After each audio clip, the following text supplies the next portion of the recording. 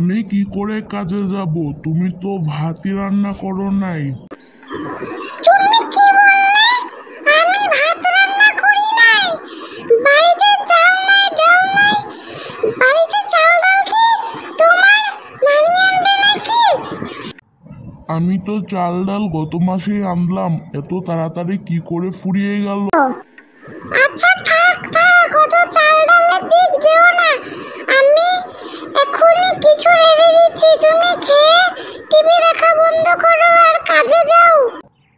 ও আচ্ছা, যেই চাল ডালের কথা উঠলো আর তুমি খাবার বানিয়ে দেওয়ার কথা বলছো। আচ্ছা ঠিক আছে, তুমি এখন খাবার বানিয়ে দাও, আমি খেয়েই চলে যাচ্ছি কাজে।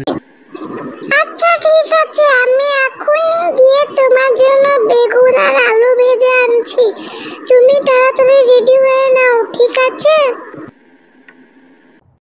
হ্যাঁ কি সজীব, তুমি আজকে অফিসে আসতে এত লেট করেছো কেন? স্যার, আজকে আমার বউ খাবার বানাতে ভুলে গিয়েছিল। তাহলে আর কি বা করবো? তাহলে আজকে তুমি বাড়ি ফিরে যাও, আজকে তোমার কাজ করা লাগবে না।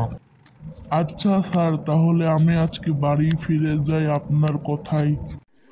সে কি, তুমি আজকে বাড়ি ফিরে এসেছো কেন?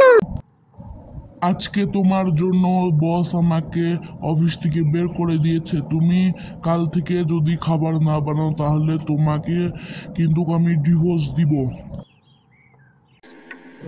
সে কি কথা? না না, চাল ডাল ফুরিয়ে গিয়েছিল বলে আমি খাবার বানাতে পারি নাই। আচ্ছা, কাল থেকে তোমাকে খাবার বানিয়েই দিব।